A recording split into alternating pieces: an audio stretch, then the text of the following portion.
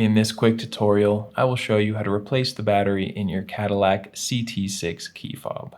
This process is super easy to do. It'll just take a couple of minutes.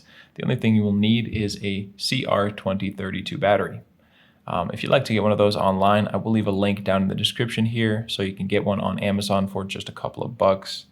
And the only other thing you will need is a regular flathead screwdriver. Now, the first thing you want to do is hold on this button down on the bottom of the device here. Hold that down and pull out the internal key. There we go, and we're actually going to use this key to pry off this back piece of plastic. Let me show you how. Just going to insert it just a little bit, just enough that we can get some pressure on the back when we pry. And you're just going to be prying until you hear that little snap sound, and then you can pull it apart with your fingers. And just give you a clearer picture, let me show you what we're doing here. So when you put the key in, it is housed in this plastic here. You want to just be in just enough that you can pry without being into that actual housing, if that makes sense. So you're just inserting it a little bit, prying it off.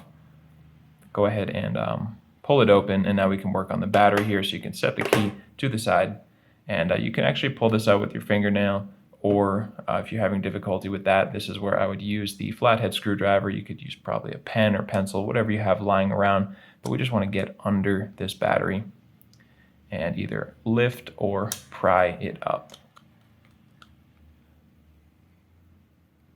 Just getting under the lip of the battery and lifting it up. And once you have your battery out, go ahead and dispose of your old battery. Take a new CR2032 battery and make sure you're putting this positive side that has the plus on it face down.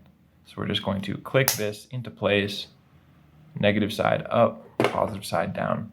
And once that's in there, we can just put the two halves back together. Just set one on top of the other, line it all up, and squeeze it back together.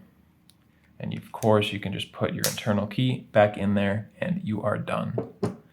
I hope that was helpful for you. And if it was, feel free to let me know down in the comment section or just by giving this video a like. And if you ever need help with another one of your key fobs, you can always come back to this YouTube channel. We've got videos on the devices, pretty much every maker model out there. You can also get all that information and more over at our website, fobbattery.com.